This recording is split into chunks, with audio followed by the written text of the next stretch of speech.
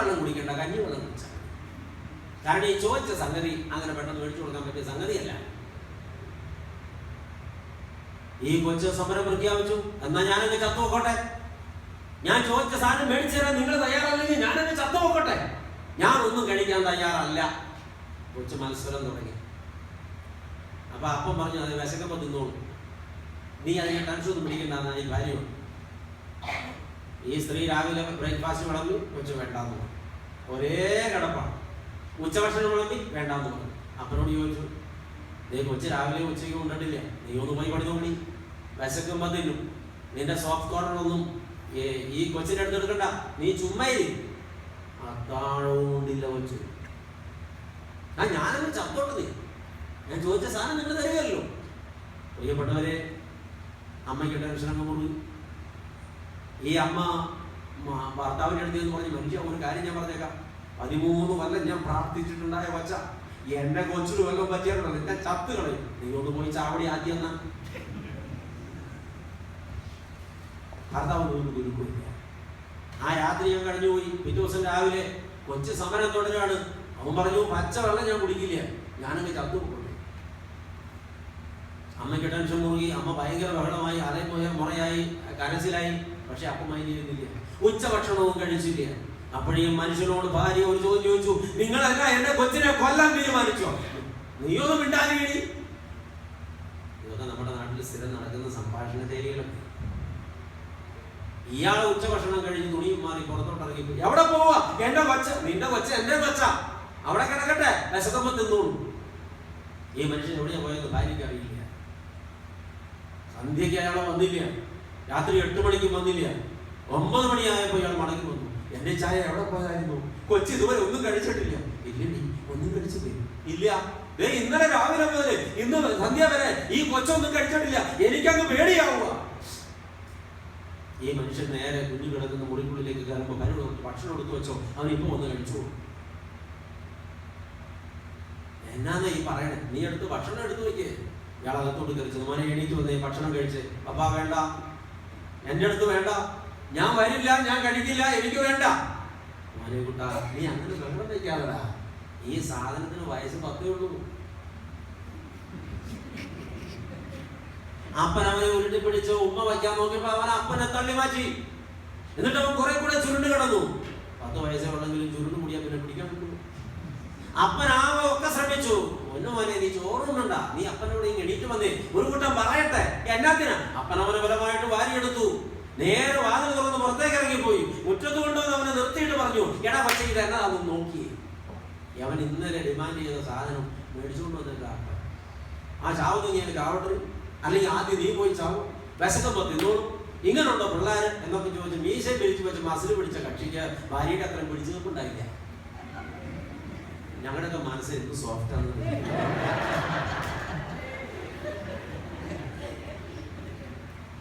പ്രിയപ്പെട്ടവര്, ഈ മനുഷ്യൻ ആ സാധനം വാങ്ങിച്ചുകൊണ്ട് വെച്ചിരിക്കുക.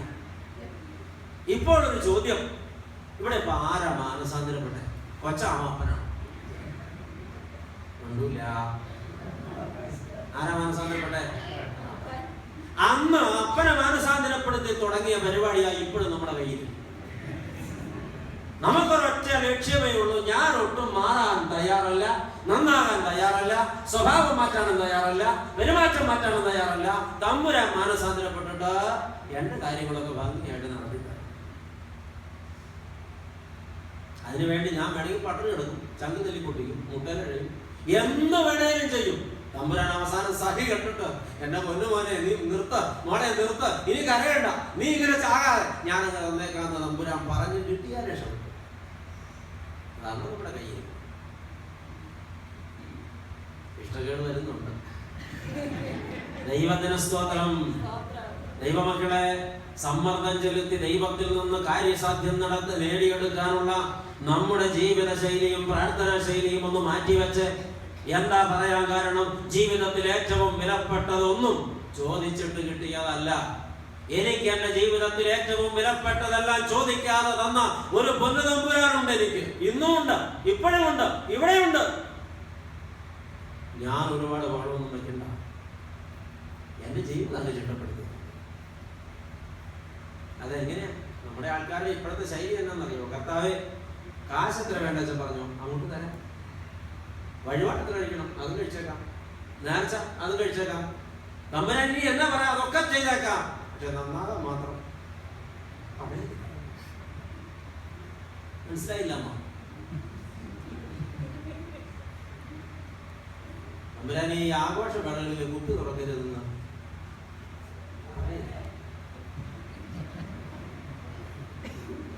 സംഗതി വലിക്കരുതെന്ന് പറയുന്നു. തമ്പുരാനെ നന്നാകാൻ മാത്രം പറയരുത്. കാശ് എത്ര വേണമെങ്കിൽ പറഞ്ഞു ഞാൻ തന്നേക്കാം. അച്ഛാ എനിക്ക് 10-ാം തീയതി വിളിക്കാൻ പറ്റുമോ?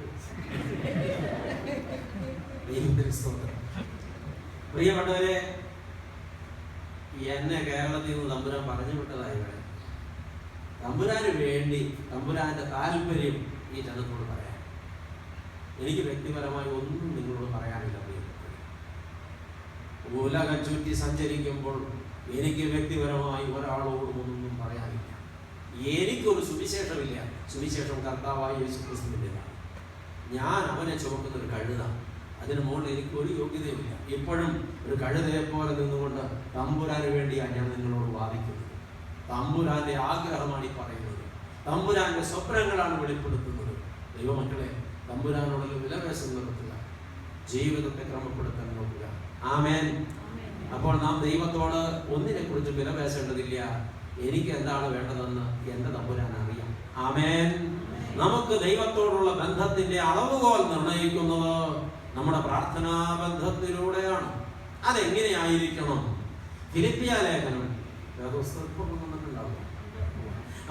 ഫിലിപ്പിയ ലേഖനം 4-ാം അധ്യായത്തിന്റെ 6-ഉം 7-ഉം തിരുവചനങ്ങൾ ഉറക്കെ ഒന്ന് വായിച്ചു കേൾക്കട്ടെ. ഫിലിപ്പിയ ലേഖനം 4-ാം അധ്യായത്തിന്റെ 6-ഉം 7-ഉം തിരുവചനങ്ങൾ. അത് എല്ലാവർക്കും കൂടെ മനസ്സിലാകാൻ വേണ്ടിയാണ് വായിക്കുന്നത്. ഒന്നിനെ കുറിച്ചും വിചാരപ്പെടരുത്, എല്ലാറ്റിലും പ്രാർത്ഥനയാലും അപേക്ഷയാലും നിങ്ങളുടെ ആവശ്യങ്ങളെ സ്തോത്രത്തോടുകൂടെ ദൈവത്തോട് അറിയിക്കുകയത്രേ വേണ്ടത്. 7-ാമത്തെ നിങ്ങൾ വായിച്ചോ? എന്നാൽ ഇങ്ങനെ ചെയ്താൽ സകല ബുദ്ധിയെയും കവിയുന്ന ദൈവിക സമാധാനം നിങ്ങളുടെ ഹൃദയങ്ങളെയും നിലവുകളെയും ക്രിസ്തുയേശുവിൽ കാക്കുമെന്ന് അപ്പോസ്തലനായ പൗലോസ് പരിശുദ്ധാത്മാവിൽ വരച്ചു വെച്ചു.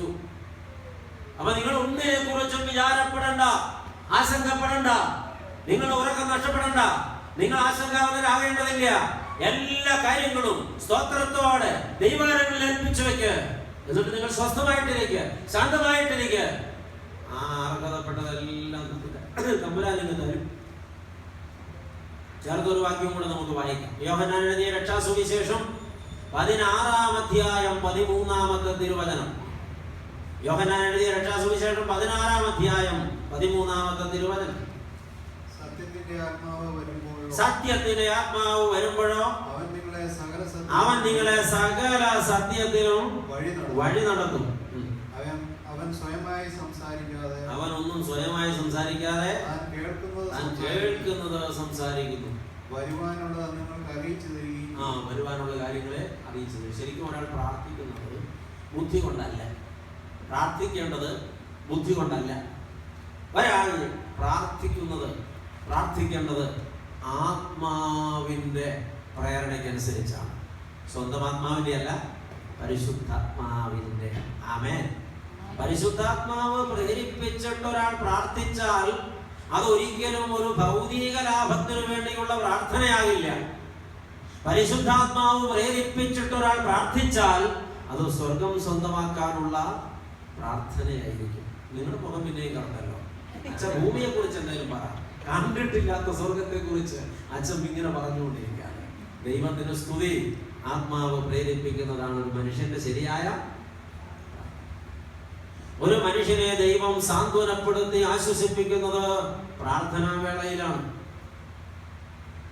ഒരാളുടെ ജീവിതത്തിൽ ദൈവം ഇടപെടുന്നത് പ്രാർത്ഥനാ വേളയിലാണ്. ഒരാളുടെ മനസ്സിലെ തീ ദൈവം ഊതിക്കെടുത്തുന്നത് പ്രാർത്ഥനാ വേളയിലാണ്. ഒരു മനുഷ്യൻ ദുർബലനായി നിന്ന് വിറയ്ക്കുമ്പോൾ ദൈവം അയാളെ ബലപ്പെടുത്തി ഉറപ്പിക്കുന്നത് പ്രാർത്ഥനാ വേളയിലാണ്. ദൈവം ഒരാളെ ഉത്സാഹിപ്പിക്കുന്നതും പ്രോത്സാഹിപ്പിക്കുന്നതും സഹായിക്കുന്നതും പ്രാർത്ഥിച്ചുകൊണ്ടിരിക്കുമ്പോഴാണ്. പ്രാർത്ഥിക്കുന്ന മനുഷ്യൻ ഭയങ്കര ശക്തനായിരിക്കും. പ്രാർത്ഥിക്കാത്ത മനുഷ്യൻ തികച്ചും ദുർബലനായിരിക്കും. മസിൽ പവറൊക്കെ ഉണ്ടാവും, പക്ഷെ തക്ക സമയത്ത് തകർന്ന് ഒടിഞ്ഞു മടങ്ങി താഴെ വീഴും. പ്രാർത്ഥിക്കുന്ന മനുഷ്യൻ അപ്പോഴും നിവർന്നു നിൽക്കും. ആകയാൽ പ്രാർത്ഥിക്കുന്ന ഒരു മനുഷ്യൻ തന്റെ പ്രതിസന്ധികളിൽ സാന്ത്വനം അനുഭവിക്കുന്നു. പ്രാർത്ഥിക്കുന്ന ഒരു മനുഷ്യൻ തന്റെ കണ്ണുനീരിന്റെ മധ്യത്തിൽ ആശ്വസിക്കുന്നു. പ്രാർത്ഥിക്കുന്ന ഒരു മനുഷ്യൻ ബലവും ധൈര്യവും പ്രാപിക്കുന്നു. പ്രാർത്ഥിക്കുന്ന ഒരു മനുഷ്യൻ അത്യുത്സാഹമുള്ളവനായി തീരുന്നു. പ്രാർത്ഥിക്കുന്ന ഒരു മനുഷ്യൻ ജീവിതത്തിന്റെ സമസ്ത മേഖലകളിലും മുന്നേറ്റമുള്ളവനായി തീരുന്നു. പ്രാർത്ഥിക്കുന്ന ഒരു മനുഷ്യന്റെ ജീവിതത്തിൽ ഒന്നിനെ കുറിച്ചും ഒരിക്കലും ആകുലതകളില്ലാതിരിക്കുന്നു.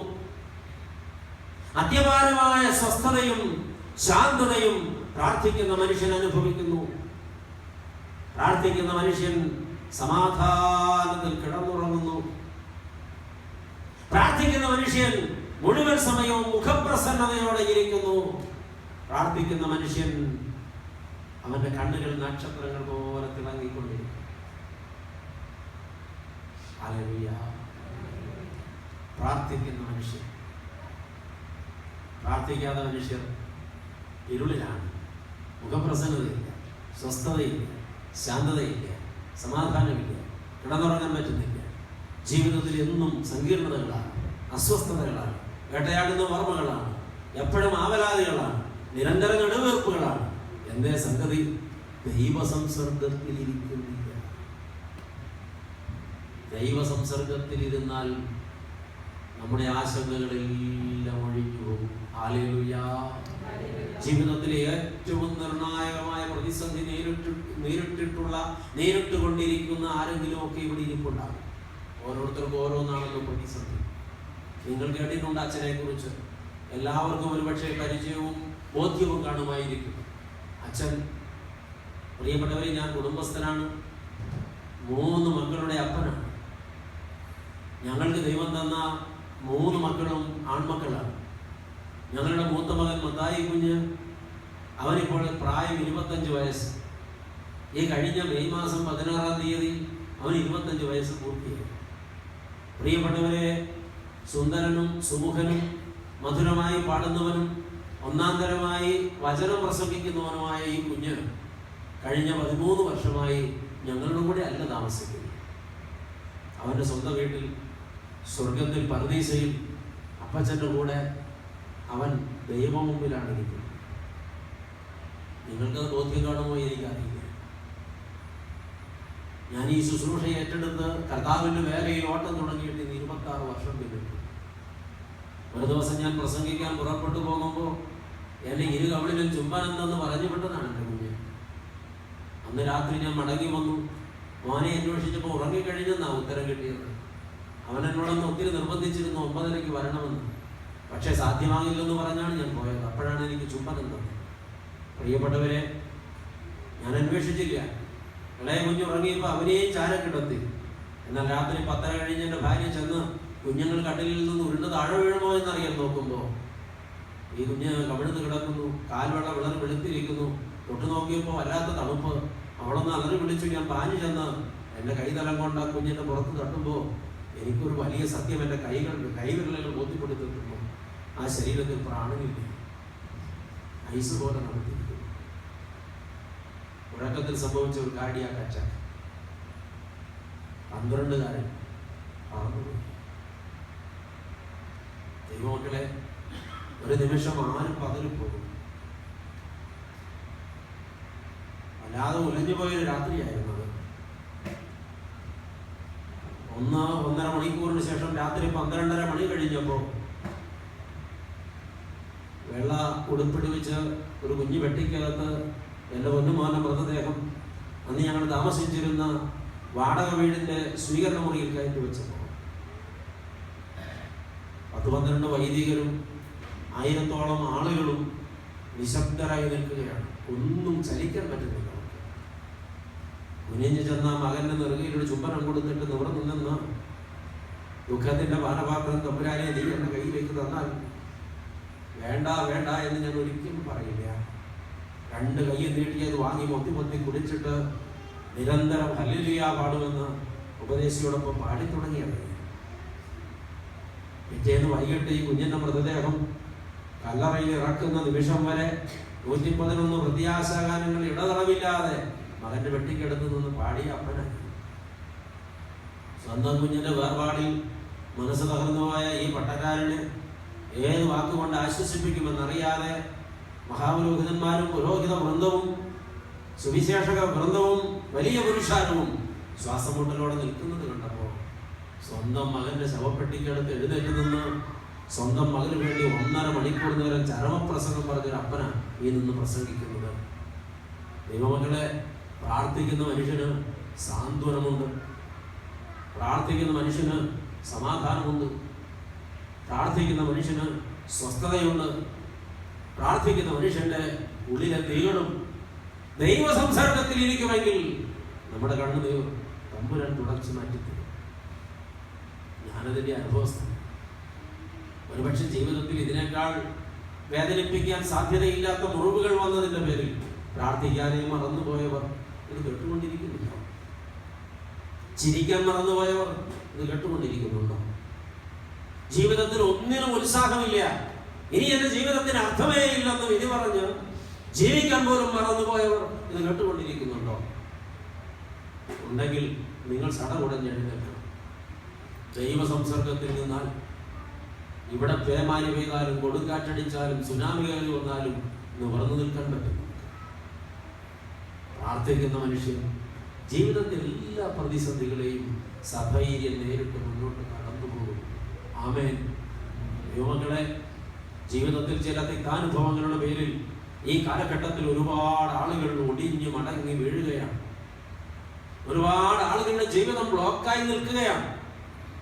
എന്നിട്ട് അവർ വിളിച്ചു പറയും, എനിക്ക് ജീവിതമില്ല, എനിക്ക് സ്വപ്നങ്ങളില്ല, എനിക്ക് പ്രതീക്ഷകളില്ല, എനിക്ക് ആഗ്രഹങ്ങളില്ല, എല്ലാം നശിച്ചില്ലേ, എല്ലാം പോയില്ലേ, ഇനി എന്തിന്?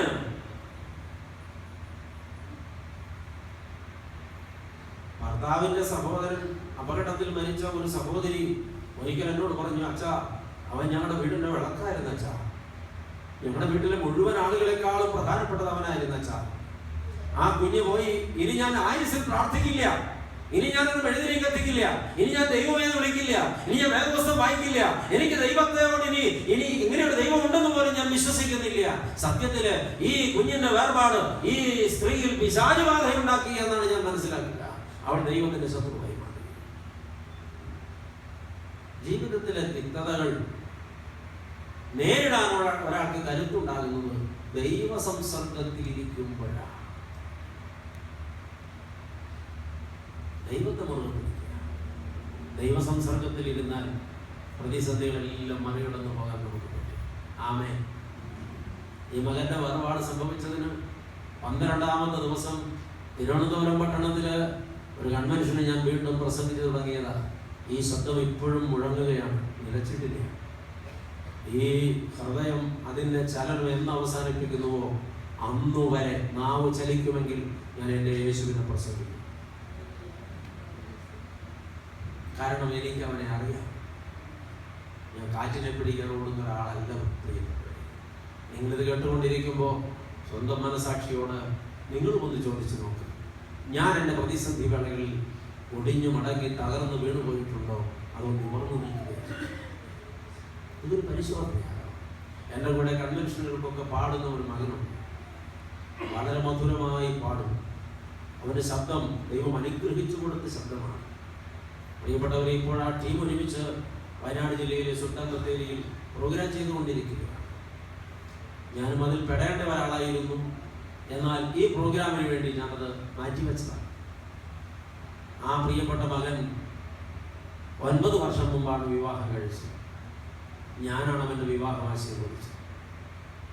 സുന്ദരിയായൊരു പെൺകുട്ടി. അവളുടെ തലമുടി ഈ മുട്ടുകാലിന് കീഴെ കണങ്കാല് വരെ ഞാന്ന് കിടന്നു വലിയൊരു, ഈ നാട്ടിൽ പറയില്ലേ പനങ്കുല പോലത്തെ തലമുടി. MA വരെ പഠിച്ച കുഞ്ഞ് നന്നായിട്ട് പാട്ട് പാടും. വിവാഹാനന്തരം 3 മാസം കഴിഞ്ഞ് ഞാനൊരിടത്തിരിക്കുമ്പോൾ ഈ ചെറുപ്പക്കാരൻ എന്നെ വിളിച്ചു, അച്ഛാ ഞങ്ങൾ ബൈക്കിൽ യാത്ര ചെയ്യുമ്പോൾ ഈ പെണ്ണ് ഭയങ്കര കരച്ചിലാണ്, വയറുവേദന എടുക്കുന്നു, വയറ് പൊട്ടിപ്പോകാൻ പോകുന്നു എന്ന് പറഞ്ഞു. എന്ത് പ്രയാസം വന്നാലും പെട്ടെന്ന് എന്നെയാണ് വിളിക്കുക. ഞാൻ പറഞ്ഞു, മോനെ എനിക്കൊരു സംശയം തോന്നുന്നുണ്ട്, പ്രഗ്നൻ്റ് ആയിരിക്കണം, ഒരു പക്ഷേ ട്യൂബ് പ്രഗ്നൻസി ആയിരിക്കണം, അതാണ് ഇത്രയും സിവിയർ പെയിൻ വരാൻ കാരണം. ഏറ്റവും അടുത്ത ആശുപത്രിയിൽ പെണ്ണിനെ കയറ്റി കാണിക്കാറുണ്ട്. അവിടെ അടുത്ത ആശുപത്രി കൊണ്ടുപോയി കാണിച്ചു. ഒരു പരിശോധിച്ച് പറഞ്ഞു പ്രഗ്നൻസി ഇല്ല, ട്യൂബിലുമില്ല, യൂട്രസിലുമില്ല. പിന്നെന്ത്, ഈ പെണ്ണ് നിലത്ത് നിൽക്കുന്നില്ല, പുളഞ്ഞ് നിലവിളിക്കുകയാണ്. അവരൊന്നുകൂടെ പരിശോധിച്ചിട്ട് പറഞ്ഞു അടുത്തൊരു ആശുപത്രിയിലോട്ട് പോയാട്ടെ. വലിയൊരു ആശുപത്രിയിൽ ചെന്ന് പരിശോധിച്ച് 2 ദിവസം കഴിഞ്ഞപ്പോൾ ഉത്തരം കിട്ടി, ഈ പെൺകുട്ടിക്ക് ഓവറിയിൽ ക്യാൻസറാണ്.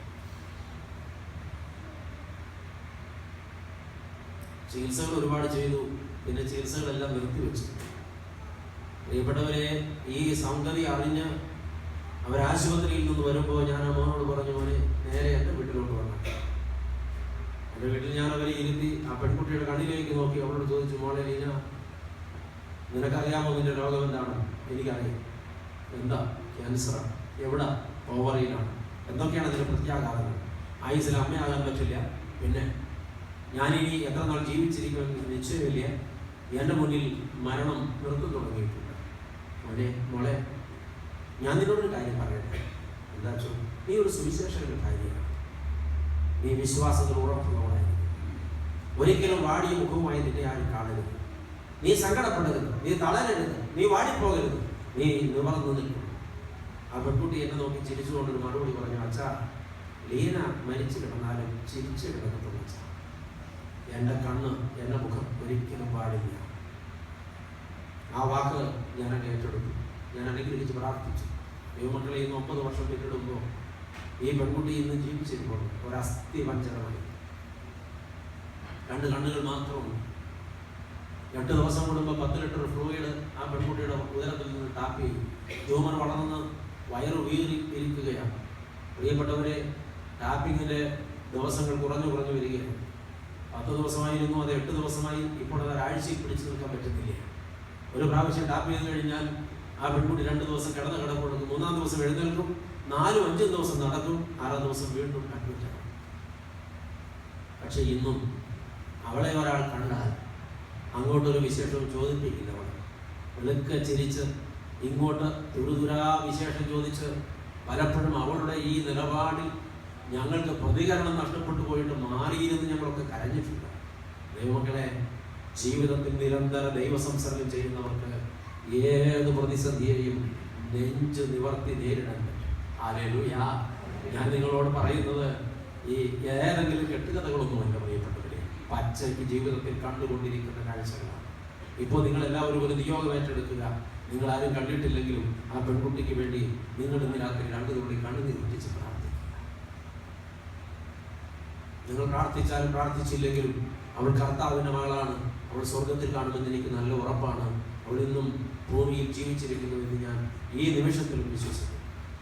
ദൈവമക്കളെ, ഓർക്കുക, നിരന്തരമായ ദൈവസംസർഗത്തിൽ ജീവിക്കാൻ ഒരു മനുഷ്യന് കഴിയുമെങ്കിൽ ജീവിതത്തിൻ്റെ ഏത് പ്രതിസന്ധിയെയും മറികടക്കാനും അതാണ് പ്രാർത്ഥനയുടെ ബലം, അതാണ് പ്രാർത്ഥനയുടെ ഊർജം. പ്രതിസന്ധി മനുഷ്യ ജീവിതത്തിൽ സഹജമാണ്. പ്രതിസന്ധി ഇല്ലാത്തൊരു മനുഷ്യനും ലോകത്തില്ല. ലോകം എന്ന് വെച്ചാൽ അതിന്റെ അർത്ഥം പ്രതിസന്ധി എന്ന് തന്നെയാണ്. ഈ ലോകത്ത് ജീവിക്കുമ്പോൾ പ്രതിസന്ധികളെ നേരിടാൻ ഒരു ദൈവ പൈതൽ ദൈവ സംസർഗത്തിൽ ഇരിക്കട്ടെ. പ്രാർത്ഥനയാണ് ബലം, പ്രാർത്ഥനയാണ് ശക്തി, പ്രാർത്ഥനയാണ് ഊർജം. പ്രാർത്ഥിക്കുന്ന മനുഷ്യൻ ബലവാനാണ്, പ്രാർത്ഥിക്കുന്ന മനുഷ്യൻ ശക്തനാണ്, പ്രാർത്ഥിക്കുന്ന മനുഷ്യൻ സാന്ത്വനപ്പെടും, പ്രാർത്ഥിക്കുന്ന മനുഷ്യന്റെ മനസ്സ് തണുക്കും, പ്രാർത്ഥിക്കുന്ന മനുഷ്യൻ ഏത് പ്രശ്നങ്ങളിലും പതറാതെ നിവർന്നു നിൽക്കും, ശക്തമായി സഞ്ചരിക്കും. 1 മണിക്കൂർ പ്രസംഗിക്കാനാണ് അച്ഛൻ പറഞ്ഞത്. ആ സമയത്ത് 1 മണിക്കൂറധികം ഞങ്ങൾ തയ്യാറാണ്. ഇനി എന്താകട്ടെ? കണ്ടിന്യൂ. ദൈവത്തിന്റെ സ്തുതി. രണ്ടാമത്തെ മോന്റെ കാര്യവും ഞാൻ പറഞ്ഞു. ഇനി പേടിക്കൊന്നും വേണ്ട, രണ്ടുപേരും എൻ്റെ കൂടെ തന്നെയാണ്. ഇപ്പോഴില്ല. ആമേൻ. അപ്പോ പ്രാർത്ഥനയുടെ ആമുഖമാണ് ഇത്രയും നേരം പറഞ്ഞത്. പ്രാർത്ഥനയിലേക്ക് നമ്മൾ തൊട്ടിട്ടില്ല. സ്വർഗസ്ഥനായ ഞങ്ങളുടെ പിതാവേ. ഹല്ലേലൂയ. ദൈവമക്കളെ, ഒരു ചിന്ത മാത്രം ഞാനിതിൽ തുടങ്ങും. ദൈവത്തിന് സ്തുതി. ഈ പ്രാർത്ഥനയിലെ ആദ്യ ഭാഗം ദൈവത്തെ സംബന്ധിക്കുന്നവയാണ്, രണ്ടാം ഭാഗം മനുഷ്യരെ സംബന്ധിക്കുന്നത്. ഞാനിന്ന് പകലൊരു കാര്യം പറഞ്ഞാൽ, 2 കുഞ്ഞുങ്ങളെ ഒരുമിച്ച് ഒരു സ്ഥലത്ത് കൊണ്ടുപോയി നിർത്തിയാൽ അവർ ഓടും, കളിക്കും, ചിരിക്കും, ബഹളമുണ്ടാക്കും. 2 കുഞ്ഞുങ്ങളെ 2 സ്ഥലത്തേക്ക് ഒന്ന് മാറ്റി നിർത്തും. അപ്പോൾ എനിക്ക് ഒരുപാട് സമാധാനം കിട്ടും, കാരണവന്മാർക്ക് സമാധാനം.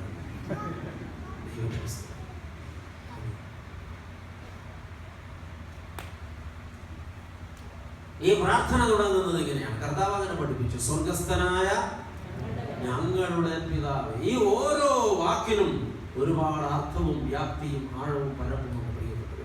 സ്വർഗസ്ഥൻ, ദൈവത്തെ സംബോധന ചെയ്തത് എങ്ങനെയാണ്? സ്വർഗസ്ഥൻ. സ്വർഗാദി സ്വർഗത്തിൽ വാസം കൊള്ളുന്നവൻ, സകലത്തിന്റെയും സ്രഷ്ടാവും നിയന്ത്രേതാവും ഉത്തരവാദിയും അവകാശിയുമായവൻ, സകലത്തിന്റെയും കാരണഭൂതൻ, സകലത്തെയും മേയിച്ച് ഭരിക്കുന്നവൻ, സകലവും തന്റെ വിരൽത്തുമ്പിൽ നിയന്ത്രിച്ചു കൊണ്ടിരിക്കുന്നവൻ, എവിടെയും എപ്പോഴും എല്ലാം തന്റെ കണ്ണുകൊണ്ട് പച്ചയ്ക്ക് കണ്ടുകൊണ്ടിരിക്കുന്നവൻ, സകലത്തിലും ഉന്നതനായവൻ, സർവശക്തനായവൻ, കാണപ്പെടുന്നവയും കാണപ്പെടാത്തവയുമായ സകലത്തിന്റെയും ഉടയവൻ, സ്വർഗസ്ഥൻ. ഈ ദൈവത്തിന്റെ അപാരതകളെ കുറിച്ച് വേണമെങ്കിൽ നേരം വെളുക്കും വരെ ഞാൻ പ്രാസം പറയാം. എൻ്റെ ശരീരം പുളകം കൊള്ളാൻ തുടങ്ങിയിട്ടുണ്ട്. എൻ്റെ ദൈവത്തിന്റെ അപാരത അത് മനുഷ്യ ബുദ്ധിക്ക് അതീതമാണ്, മനുഷ്യന്റെ കാഴ്ചയ്ക്ക് അതീതമാണ്. മനുഷ്യൻ അന്നും ഇന്നും ശ്രമിക്കുന്നത് ദൈവത്തെ കുപ്പിയിലാക്കാനാണ്, ക്യാപ്സ്യൂൾ പരുവത്തിൽ ദൈവത്തെ കയ്യിൽ കിട്ടാനാണ്. ഹേ മനുഷ്യ, നിന്റെ ആയുസ്സിൽ നീ അതിനു വേണ്ടി മാത്രം ശ്രമിക്കേണ്ട, സാധ്യമാകില്ല. ദൈവം നിന്റെ പിടിയിൽ ഒതുങ്ങില്ല. ദൈവത്തിന്റെ പിടിയിൽ നീ ഒതുങ്ങി കൊടുത്താൽ നമ്മളതിനല്ല ശ്രമിക്കുന്നത്. ദൈവത്തെ പിടിക്കാനാണ് നമ്മുടെ ഓട്ടം. ആ ഓട്ടം ഒന്ന് നിർത്തിയിട്ട് എന്തെങ്കിലും കർത്താവിനൊന്ന് പിടികൊടുത്തേ പ്രിയപ്പെട്ടവരെ, ജീവിതത്തിനൊരു അർത്ഥമൊക്കെ ഉണ്ടാവും. നമ്മുടെ ആളുകൾ ആയുസ് മുഴുവൻ ഓടുന്നത് ദൈവത്തെ പിടിച്ച് കീസയിലാക്കാനോ കുപ്പിയിലാക്കാനോ കസ്റ്റഡിയിലാക്കാനോ കൺട്രോളിലാക്കാനോ താൻ പറയുന്നത് പോലെയൊക്കെ ദൈവം ചെയ്യുന്ന ഒരു നിലയിലെത്തിക്കാനോ ഒക്കെയാണ്. പക്ഷേ ജീവിതത്തെ ഒന്ന് ദൈവ നിയന്ത്രണത്തിൽ ഏൽപ്പിച്ചു കൊടുക്കാൻ ആർക്കെങ്കിലും മനസ്സ് വന്നെങ്കിൽ അവരുടെ ജീവിതം സുഖമായി മാറി. ഏൽപ്പിച്ചു ദൈവം സർവശക്തൻ, അപരിമേയൻ, അവർണ്യം, ആർക്കും ആർക്കും ബുദ്ധി കൊണ്ട് അളന്നെടുക്കാൻ കഴിയാത്തത്, സ്വർഗസ്ഥനായവൻ. സ്വർഗാദി സ്വർഗത്തിൽ വാസം കൊള്ളുന്നത് കൊണ്ട് തന്നെ സകലവും അവന്റെ കീഴിലിരിക്കുന്നു. അവന് മുകളിൽ വേറെ ഒന്നുമില്ല. എല്ലാറ്റിലും ഉപരിയായിരിക്കുന്നവനോടാണ് നമ്മൾ പ്രാർത്ഥിക്കുന്നത്. ഒന്ന് സമ്മതിച്ചതാണ്. നിങ്ങളുടെ മുഖം പറയുന്നില്ലല്ലോ അത് സമ്മതിക്കാം. നിങ്ങൾ അപ്പോഴും ഞാൻ തോറ്റുപോയല്ലോ എന്നൊരു ഭാവത്തിലായിരിക്കുന്നത്. പലരുടെയും ധാരണ ഞാൻ ദൈവത്തെക്കാളും വലിയ പുള്ളിയാണ്, അല്ല അതിലും വലിയ പുള്ളിയാണ് ദൈവം എന്നൊക്കെ പറയുമ്പോൾ ഒരു അസ്വസ്ഥത പ്രകടിപ്പിക്കുന്നത് എന്താ? ഒട്ടും അസ്വസ്ഥരാകല്ലേ. അവൻ സ്വർഗാദി സ്വർഗത്തിലിരിക്കുന്നു, അവർണ്ണനീയ പ്രകാശമാണ്. ഹല്ലേലൂയ. അവൻ മുകളിൽ ഒന്നുമില്ല, അവൻ എല്ലാറ്റിന്റെയും ഉപരിയാണ്, സ്വർഗസ്ഥൻ. പിന്നെ ഉച്ചരിച്ച വാക്ക് ഞങ്ങളുടെ. ഇത് കുറച്ച് സങ്കീർണമായി ചിന്തിക്കേണ്ട വിഷയമാണ്. ഞങ്ങളുടെ പിതാവ്. അപ്പൊ ഞങ്ങളുടെ ഒരു കാര്യം തിരിച്ചറിയുക, യേശു പഠിപ്പിച്ചത് അനുസരിച്ച് ഈ ഭൂമിയിൽ ഒരാളും ഒറ്റയ്ക്ക് ഒരു വാക്കും പ്രാർത്ഥിക്കുന്നില്ല, പ്രാർത്ഥിക്കേണ്ടതുമില്ല. ഞങ്ങളുടെ പിതാവ്. ഒന്ന് തിരിച്ചറിഞ്ഞ പ്രിയപ്പെട്ടു, ഒറ്റയ്ക്കല്ല പ്രാർത്ഥിക്കേണ്ടത്. എന്ന് വെച്ചാൽ പ്രാർത്ഥനയിൽ സ്വാർത്ഥത പാടില്ല. നമ്മളോട് പറഞ്ഞാൽ മനസ്സിലാകാൻ വളരെ പ്രയാസമുള്ളൊരു കാര്യമാണ് ഇപ്പോൾ പറഞ്ഞത്. പ്രാർത്ഥനയിൽ സ്വാർത്ഥത പാടില്ല. ഞങ്ങളുടെ പിതാവേ ഒന്ന് നിലച്ച്, എനിക്ക് വേണ്ടി എന്തെങ്കിലും പ്രാർത്ഥിക്കുവാൻ യേശു പഠിപ്പിച്ചിട്ടില്ല. പിന്നെയോ എല്ലാ പ്രാർത്ഥനകളും ഞങ്ങൾക്ക് വേണ്ടി പ്രാർത്ഥിക്കാനാണ് യേശു പഠിപ്പിച്ചത്.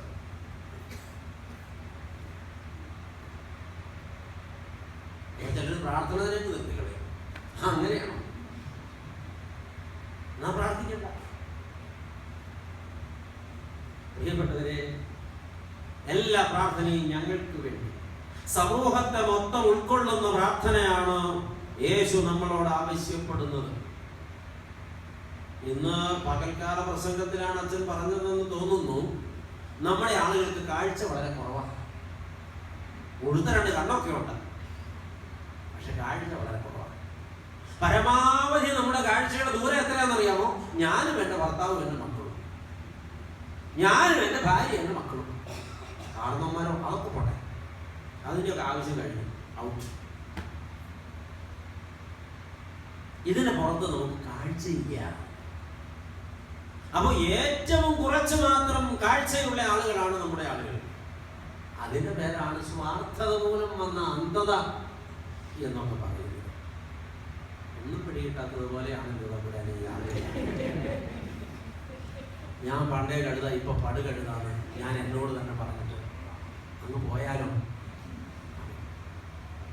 ഇതുപോലെ മനസ്സിലായിട്ടാണോ? ഒന്നും മനസ്സിലാകാത്തതുകൊണ്ടാണോ ആളുകൾ ഇങ്ങനെ അമ്പരന്നിരിക്കുന്നത്? ശ്വാസം കിട്ടാത്തവരെ പോലെ.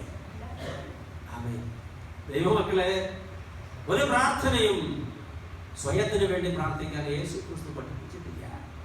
യേശുക്രിസ്തുവിന്റെ മക്കൾ ആരും സ്വാർത്ഥതയോടെ പ്രാർത്ഥിക്കില്ല, പ്രാർത്ഥിക്കാൻ പാടില്ല. ദൈവമക്കൾക്ക് അത് ഗമ്യമല്ല. സമൂഹത്തെ മൊത്തം ഉൾക്കൊള്ളുന്ന പ്രാർത്ഥനയാണ് യേശു നമ്മളോട് ആവശ്യപ്പെടുന്നത്. മനുഷ്യരുടെ ദോഷത്തിന് വേണ്ടി പ്രാർത്ഥിക്കുന്നവർ ദൈവ പദ്ധതിക്ക് വിരുദ്ധമായിട്ടാണ് പ്രാർത്ഥിക്കുന്നത്. ചില ആളുകളൊക്കെ സ്വാർത്ഥത മുറുകി കഴിയുമ്പോൾ ശത്രു സംഹാരത്തിന് വേണ്ടി പ്രാർത്ഥിക്കും. ദൈവമേ, നീ അവരോട് പ്രതികാരം ചെയ്യണമേ, നീ അവരെ മര്യാദ പഠിപ്പിക്കണമേ എന്നൊക്കെ പ്രാർത്ഥിക്കും. ഇവിടെ ഇരിക്കുന്നവരൊക്കെ അങ്ങനെ പ്രാർത്ഥിച്ചിട്ടുള്ളവരാ. ഇരിപ്പ് കണ്ടറിയാം. ദൈവമക്കളെ, അവരൊക്കെ ദൈവത്തിന്റെ ശത്രുക്കളാണ്. ഇതിങ്ങനെ പ്രാർത്ഥിക്കുന്നവര് തമ്പുരാൻ അങ്ങനെ ഇതുവരെ പ്രാർത്ഥിക്കപ്പെടുന്നിട്ടില്ല. ശമരിയ ഗ്രാമത്തിലൂടെ യേശു കടന്നുപോയപ്പോ അവൻ അപ്പുറത്ത് വേറെ സ്ഥലത്തേക്കാണ് പോകുന്നത് മനസ്സിലായപ്പോ ശമരിയാക്കാർ അവരെ സ്വീകരിക്കാൻ തയ്യാറായില്ല. അപ്പൊ ശിഷ്യന്മാർക്ക് ചൂടായി. ഒരു ചോദിച്ചു, തമ്പുരാന് ഈ പേരും അഡ്രസ്സും ഇല്ലാതെ കടന്നവർക്ക് തമ്പുരാൻ പേരും അഡ്രസ്സും ഉണ്ടാക്കി കൊടുത്തിട്ട് ഇപ്പൊ ഇതുവഴി കടന്നു പോകുമ്പോ അവര് സ്വീകരിക്കാൻ തയ്യാറാവുന്നില്ല. പണ്ട് ഏലിയാവ് പ്രാർത്ഥിച്ചതുപോലെ സ്വർഗത്തിന്റെ തീ ഇറങ്ങി അവരെ അങ്ങ് കത്തിച്ചു കളയാൻ ഞങ്ങൾ പ്രാർത്ഥിക്കട്ടെ എന്ന് ചോദിച്ചു. ശിഷ്യന്മാരെ, നിങ്ങൾ അവരെ അറിയില്ലല്ലേ? ഞങ്ങൾ ഭയങ്കര കമ്പനി. ഇടയ്ക്കിടയ്ക്ക് കാണുമ്പോൾ ഓരോ സംഗതികൾ അന്നുണ്ടായതുപോലെ അഭിനയിച്ച് കാണിച്ചു തന്നത് എന്നെ പഠിപ്പിക്കും. ദൈവമക്കളെ, യേശു ശിഷ്യന്മാരോട് ചോദിച്ചു, നിങ്ങൾ ഏതാത്മാവിലാണ് സംസാരിക്കുന്നത്? ശത്രുവും രക്ഷപ്പെടണമെന്നാണ് ദൈവഹിതം. ഹല്ലേലൂയ. ദൈവമക്കൾ ഒരിക്കലും അവരുടെ നാശത്തിന് വേണ്ടി പ്രാർത്ഥിക്കില്ല. ദൈവ മക്കൾ പ്രാർത്ഥിക്കില്ല എന്ന് വെച്ചാൽ അങ്ങനെ പ്രാർത്ഥിക്കുന്നവരാരും ദൈവ മക്കളല്ല, ആയിട്ടില്ല. ആകുമോ ആവോ? നമുക്ക് നോക്കാം. മിക്കവാറും നാളെ പള്ളി ശൂന്യമായിരിക്കും. അങ്ങനെ സംഭവിക്കാതിരിക്കട്ടെ. ഞാൻ ഇന്ന് രാത്രി വീണ്ടും പ്രാർത്ഥിച്ചു. ദൈവത്തിന് സ്തുതി. ദൈവമക്കളെ, എന്റെ വസ്ത്രത്തിന് വേണ്ടിയല്ല, എനിക്കുള്ള വസ്ത്രത്തിന് വേണ്ടിയല്ല, വസ്ത്രം ആവശ്യമുള്ള എല്ലാവർക്കും വസ്ത്രം നൽകണമേ എന്നാണ് ഞാൻ പ്രാർത്ഥിക്കുന്നത്. എനിക്കുള്ള ആഹാരത്തിന് വേണ്ടിയല്ല, വിശക്കുന്ന സകലരുടെയും ആഹാരത്തിന് വേണ്ടിയാണ് ഞാൻ പ്രാർത്ഥിക്കുന്നത്. എന്റെ സൗഖ്യത്തിന് വേണ്ടിയല്ല, രോഗികളായിരിക്കുന്ന സകലരുടെയും സൗഖ്യത്തിന് വേണ്ടിയാണ് ഞാൻ പ്രാർത്ഥിക്കുന്നത്. സ്വന്തം ബന്ധുക്കളുടെ സൗഖ്യത്തിന് വേണ്ടിയല്ല, സകല രോഗികളുടെയും സൗഖ്യത്തിന് വേണ്ടിയാണ് ഞാൻ പ്രാർത്ഥിക്കേണ്ടത്. എന്റെയും എന്റെ കുടുംബത്തിന്റെയും ഐശ്വര്യത്തിനും സമാധാനത്തിനും വേണ്ടിയല്ല, ലോകം മുഴുവന്റെയും ഐശ്വര്യത്തിനും സമാധാനത്തിനും സമൃദ്ധിക്കും വേണ്ടിയാണ് ഞാൻ പ്രാർത്ഥിക്കേണ്ടത്. ഒരിക്കലും പ്രാർത്ഥനയിൽ സ്വാർത്ഥത പാടില്ലെന്ന് നമ്മളെ പഠിപ്പിക്കാനാണ് തമ്പുരാൻ ആ വാക്ക് പ്രാർത്ഥനയുടെ ആരംഭത്തിൽ പറഞ്ഞത്. സ്വർഗസ്ഥനായ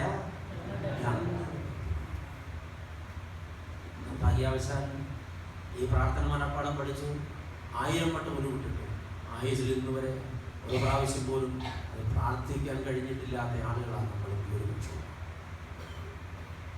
മനനം ചെയ്തുകൊണ്ടിരിക്കുക. ഈ ആദ്യ വാചകത്തിലെ 3-ാമത്തെ വാക്ക് പിതാവേ, സ്വർഗസ്ഥനായ ഞങ്ങളുടെ പിതാവേ. പിതാവേ, പിതാവ്, അപ്പൻ, ജനകൻ. അതെ, ദൈവം നമ്മുടെ അപ്പനാണ്. ജനിപ്പിക്കുന്നവൻ, ജനിപ്പിക്കുന്നവന്റെ പേരാണ് പിതാവ്. നമ്മുടെ അമ്മയുടെ ഗർഭപാത്രത്തിൽ നമ്മെ ഉരുവാക്കിയതിലൂടെ നമ്മെ ജനിപ്പിച്ചവൻ, വിശുദ്ധ മാമോദീസായിലൂടെ നമ്മെ വീണ്ടും ജനിപ്പിച്ച് സ്വർഗരാജ്യത്തിലെ പ്രജയാക്കി തീർത്തവൻ. ആമേൻ.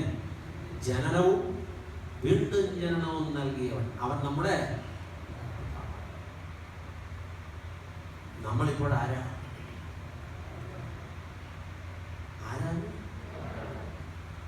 ദൈവമക്കൾ. അവൻ നമ്മുടെ പിതാവാണെങ്കിൽ നമ്മളിപ്പോ ദൈവമക്കളാണ്. വേദപുസ്തകത്തിൽ എഴുതിയിട്ടുണ്ട്. ഇന്ന് പരിശുദ്ധ കുർബാനയ്ക്ക് വടക്കേ നടയിൽ വായിച്ച ലേഖനഭാഗം നിങ്ങൾ ആരെങ്കിലും ഓർക്കുന്നുണ്ടോ? ഞങ്ങൾ വന്നിട്ടില്ലായിരുന്നു വെച്ചാ നിങ്ങളാരും ഓർക്കില്ല. കാരണം നിങ്ങളൊന്നും കേൾക്കാനോ ഓർക്കാനോ വന്നവരല്ല. മനസ്സാക്ഷി വെച്ചിരിക്കുന്നു. യോഹന്നാൻ എഴുതിയ 1-ാം ലേഖനം 3-ാം അധ്യായമാണ് വായിച്ചത്. ആ അധ്യായം തുടങ്ങുന്നത് ഇങ്ങനെയാണ്: കാൺമീൻ, നാം ദൈവമക്കൾ എന്ന് വിളിക്കപ്പെടുവാൻ പിതാവ് നമുക്ക് എത്ര വലിയ സ്നേഹം നൽകി. യോഹന്നാൻ എഴുതിയ 1-ാം ലേഖനം 3-ാം അധ്യായം. കാൺമീൻ, നാം ദൈവമക്കൾ എന്ന് വിളിക്കപ്പെടുവാൻ പിതാവ് നമുക്ക് എത്ര വലിയ സ്നേഹം നൽകിയിരിക്കുന്നു. ആമേൻ. നാം ഇപ്പോൾ ദൈവ മക്കൾ ആകുന്നു. ആണോ? കേൾക്കാൻ മേല. ആണോ? ആണോ സഹോദരന്മാരെ? അതെ. നിങ്ങളുടെ കയ്യിൽ വേദപുസ്തകത്തിലല്ലേ പറഞ്ഞു? ആ അധ്യായത്തിലെ 8-ാമത്തെ വാക്യം ഒന്ന് വായിച്ചു കേൾപ്പിക്കാമോ? ഉറക്കെ വായിക്കേ. പാപം ചെയ്യുന്നവൻ പിശാചിന്റെ മകനാകുന്നു. വേദപുസ്തകത്തിൽ എഴുതിയിട്ടുള്ളതാ. അത് സ്ത്രീകൾക്ക് ആകാൻ പാകത്തിന് വായിച്ചാൽ എങ്ങനെ ഇരിക്കും? പാപം ചെയ്യുന്നവൾ പിശാചിന്റെ മകളാകുന്നു. ഇനി പുസ്തകം അടച്ചു വെച്ചു. അങ്ങനെയാണെങ്കിൽ പാവിയുടെ അപ്പന്റെ പേര് പറയുക.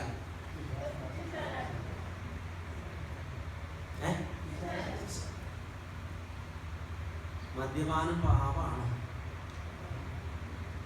ഞാൻ ഇവിടെ ചോദിച്ചേ ഉത്തരാവണം. എങ്ങനെ കുടുംബത്തെ സമാധാനം ഉണ്ടാവും? അല്ല, എങ്ങനെ കുടുംബത്തെ സമാധാനം ഉണ്ടാവും? ചോദിക്കുന്നവർ ഉത്തരം പറയട്ടെ. നാട്ടിലൊക്കെ അല്ലാതെ ഇപ്പൊ പറയുന്നത് കുറച്ചൊക്കെ കഴിക്കാതാ. അവ ഉരുളാൻ തുടങ്ങി നമ്മുടെ ആൾക്കാർ അല്ലേ?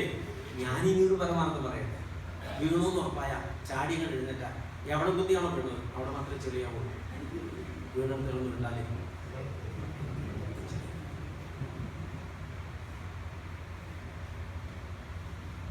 വചനം പറഞ്ഞിട്ടുണ്ടല്ലോ മദ്യപാനം പാപമാണെന്ന്. ഈ വക ചെയ്യുന്നവർ ദൈവരാജ്യം അവകാശമാക്കില്ല എന്ന് 10 കൂട്ടം കാര്യങ്ങൾ എണ്ണി പറഞ്ഞിട്ടുണ്ടല്ലോ. മദ്യപാനം മാത്രമല്ല കേട്ടോ, അതിനകത്ത് അവരുടെ കയ്യിലുള്ള ഒത്തിരി സംഗതികൾ എഴുതിയിട്ടുണ്ട്. നിങ്ങൾ വിഷമിക്കുന്നു. അസൂയ, നിഗളം, പരദൂഷണം, ദ്വന്ദ്വപക്ഷമൊക്കെ പറഞ്ഞിട്ടുണ്ട്. ഈ ഒരു കാര്യമല്ലേ ഇവിടെ ചോദിച്ചിട്ടുള്ളൂ. ഞാനൊന്ന് അങ്ങോട്ട് തിരിഞ്ഞോളാം, നിങ്ങൾ ക്ഷമിക്കേ. ആദ്യം ഇവിടെ ആയതാണ് നമ്മുടെ പ്രശ്നം അല്ലേ? ആമേൻ. അപ്പൊ ഇത് പാവണം. സമ്മതിക്കില്ലേ? എന്നെ ഇന്ന് രാത്രി തന്നെ ഇവിടെ പറഞ്ഞുകൂടെ? ദൈവമക്കളെ, ഞാൻ നിങ്ങളോട് തമാശ പറയാൻ നിൽക്കുന്ന ഒരാളല്ല. നിങ്ങൾ നിഷേധിച്ചാലും നിങ്ങൾ എന്തൊക്കെ ന്യായീകരണം കണ്ടെത്തിയാലും വചനം പഠിപ്പിക്കുന്ന പരമാർത്ഥമാണ്, അത് പാപമാണ്. അത് ജീവിതത്തിൽ ചെറുതായോ വലുതായോ, ഒളിഞ്ഞോ തെളിഞ്ഞോ, രസത്തിനോ കമ്പനിക്കോ കൂട്ടുകൂടുമ്പോഴോ ശമ്പളം കിട്ടുമ്പോഴോ ഒരു ഫെസ്റ്റിവൽ വരുമ്പോഴോ എന്തെങ്കിലും ഒരു ആഘോഷം കണ്ടെത്തിയോ നിങ്ങൾ ആസ്വദിക്കുന്നുവെങ്കിൽ വേദപുസ്തകം പറഞ്ഞനുസരിച്ച് അവന്റെ പിതൃസ്ഥാനത്ത് ആരാ? എങ്ങനെയാ മക്കളുടെ ജീവിതം ശരിയാവുക? എങ്ങനെയാ പ്രാർത്ഥനയ്ക്ക് ഉത്തരം കിട്ടുക? എങ്ങനെയാ ജീവിതം ക്രമപ്പെടുക? എങ്ങനെയാ നമ്മുടെ മുന്നിലെ തടസ്സങ്ങൾ മാറുക? എങ്ങനെയാ നമുക്ക് രക്ഷപ്പെടാൻ പറ്റുക? ഉത്തരവാദി ദൈവമല്ലല്ലോ, സ്വന്തം പിതൃസ്ഥാനത്ത് പിശാചിനെ പ്രതീക്ഷിച്ച് വെച്ചിരിക്കല്ലേ. സഹോദരിമാർക്ക് ഭയങ്കര സന്തോഷമായി. അസൂയ ഒരു പാപമായിട്ട് വരും. അപ്പൊ ഈ വഴക്കുണ്ടാക്കുന്ന സ്വഭാവം, ഞാനെന്ന ഭാവമോ, അഹങ്കാരം, നിഗളം, അപ്പൊ ഇത് കയ്യിലുള്ള ഒരാളുടെ അപ്പനായിട്ട് ആര് വരും? നമുക്ക് സ്വന്തം അഡ്രസ് ഇപ്പോൾ ചിലർക്ക് മനസ്സിലായി വരിക. എന്റെ കയ്യിൽ ഇതൊന്നും ഇല്ലാന്നാണ് ഇവരിപ്പോ പറഞ്ഞുകൊണ്ട് വരുന്നത്. എന്താ കയ്യിലുള്ളതെന്ന് അറിയണമെങ്കിൽ വീട്ടിൽ കൂടെ താമസിക്കുന്നതോട് ചോദിക്കണം. ചില പാപങ്ങളൊക്കെ വളരെ പ്രത്യക്ഷമായിട്ട് കാണും. അങ്ങനെയുള്ളവരെ പാപിയെന്ന് മുദ്രകുത്താൻ വളരെ എളുപ്പമാണ്. ആ കൂട്ടത്തിൽപ്പെട്ടതാണ് ഈ മദ്യപാൻ. ഈ മദ്യപാനം ഒരു പാപം തന്നെയാണ്. അത് നരകത്തിലേക്കുള്ള ടിക്കറ്റുമാണ്. അത് പിശാചിന്റെ മക്കൾ ചെയ്യുന്നതുമാണ്. അതേ സമയത്ത് ഒരു മദ്യപാനി ഒരു ഗ്ലാസിന് തട്ടി കയറ്റി വെച്ചിട്ട് ഒരു അഹങ്കാരിയെ, ആണോ പെണ്ണോ ആയിക്കോട്ടെ, മറ്റേ തട്ടേ കയറ്റി വെച്ചാൽ അഹങ്കാരിയെ തട്ടി നടന്ന് മുട്ടി നിൽക്കും. മദ്യപാനത്തെക്കാൾ 10,000 മടങ്ങ് ഘനമുണ്ട് അഹങ്കാരത്തിന്. മദ്യപാനി വല്ല വിധേനയും വഴുതി മാറി രക്ഷപ്പെട്ട് സ്വർഗത്തിൽ കയറിയാലും അഹങ്കാരി ഒരിക്കലും കയറില്ല. ഒരു ചെറിയ നിശ്വാസം ഇവിടുന്നു ഏതാണ്ടോ കിട്ടിയതുപോലെ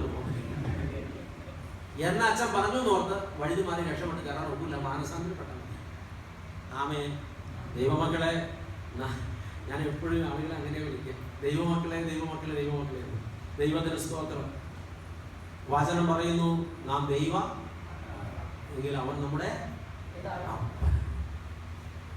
യോഹന്നാൻ എഴുതിയ 1-ാം ലേഖനം, രക്ഷാസുവിശേഷം 1-ാം അധ്യായം 12-ാം വാക്യം പറയുന്നു, കാൺമീൻ നാം ദൈവമക്കൾ എന്ന് വിളിക്കപ്പെട്ടു.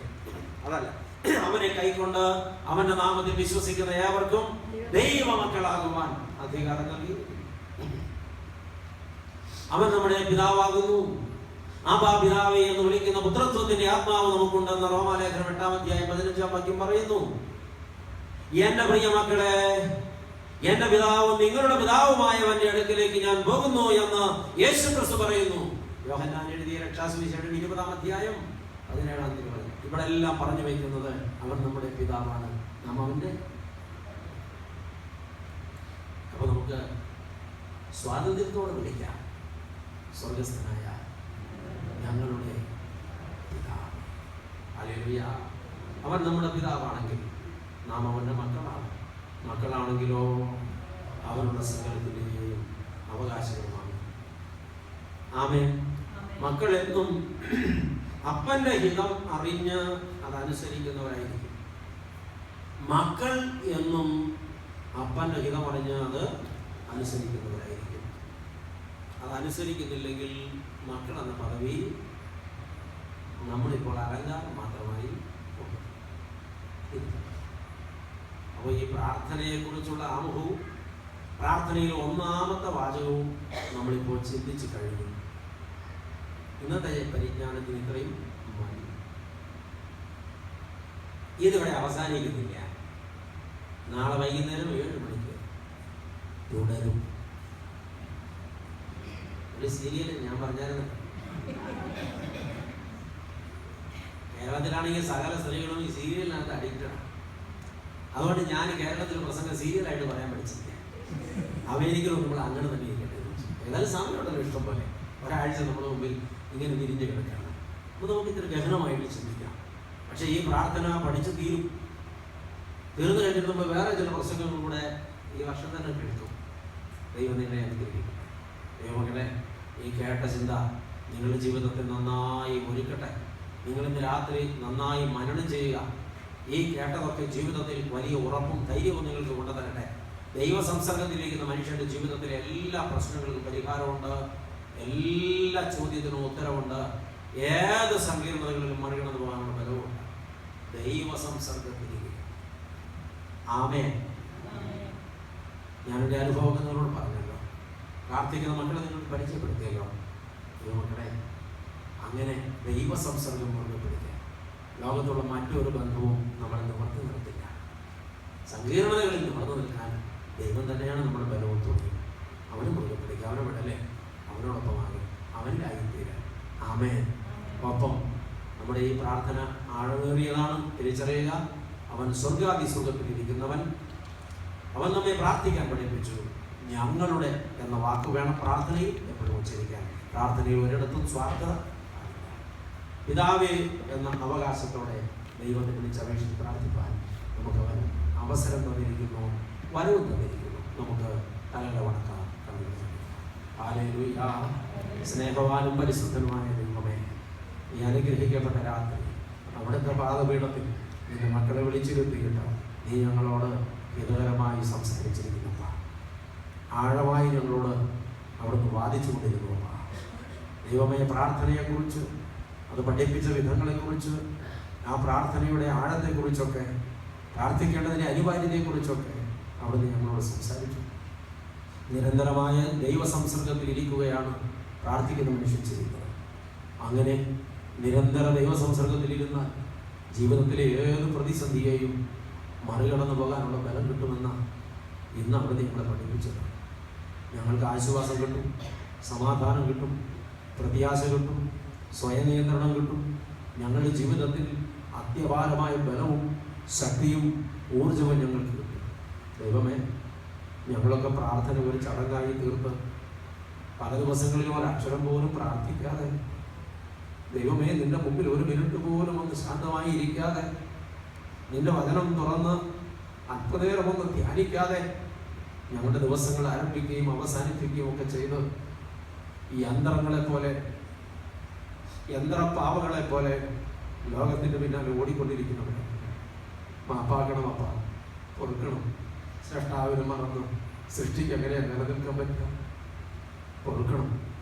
നിന്നെ ഓർത്തും, നിന്നെ ധ്യാനിച്ചും, നിന്നോട് സംസാരിച്ചും, നിന്നിൽ നിന്ന് ശക്തി ആർജിച്ചും നിന്റെ മക്കളായി ജീവിപ്പാൻ ഞങ്ങളെ ഒരുക്കണം. ഇന്നത് കേട്ടപ്പോൾ ഞങ്ങളുടെ ജീവിതത്തിലെ തകർച്ചയും കണ്ണുനീരും വേദനയും നിരാശയും ഒക്കെ ദൈവസംസർഗമില്ലാത്തതിൽ നിന്ന് ഉണ്ടായിരുന്നതാണെന്ന് ഞങ്ങൾക്ക് ബോധ്യപ്പെടുന്നുണ്ട്. ഞങ്ങൾ നിന്റെ സന്നിധിയിൽ സമർപ്പണം എടുക്കട്ടെ. ഒപ്പം ദൈവമേ, ഞങ്ങളിങ്ങനെ അവിടുന്ന് പഠിപ്പിച്ച പ്രാർത്ഥനയിലെ ഒന്നാമത്തെ വാചകം ഞങ്ങൾ കേട്ടു. ഞങ്ങളുടെ ദൈവം സ്വർഗസ്ഥനാണ്, സ്വർഗാദി സ്വർഗത്തിൽ വസിക്കുന്നവനാണ്, സർവവല്ലഭനും സർവശക്തനും സകലത്തിൻ്റെയും അധികാരിയും സകലവും നിയന്ത്രിച്ചവനും സകലവും പരിപാലിക്കുന്നവനുമാണ്. ആ നാഥ, തിരുമുമ്പിൽ ഞങ്ങൾ ഒന്നുമല്ല, വെറും തൃണമാണ്. പക്ഷേ ഞങ്ങളുടെ ദൈവത്തിൻ്റെ അത്യപാര ശക്തിക്ക് മുമ്പിൽ ഞങ്ങൾ ശിരസ് വഹിക്കട്ടെ. ദൈവമേ, ഒരിക്കലും സ്വാർത്ഥതയോടെ പ്രാർത്ഥിക്കരുതെന്നും എല്ലാവർക്കും വേണ്ടി പ്രാർത്ഥിക്കണമെന്ന് അവിടുന്ന് ഞങ്ങളെ പഠിപ്പിച്ചല്ലോ. ഞങ്ങൾ പലപ്പോഴും ഞങ്ങളുടെ പ്രാർത്ഥനയിൽ ഒത്തിരി സ്വാർത്ഥരായി പോയിട്ടുണ്ട്.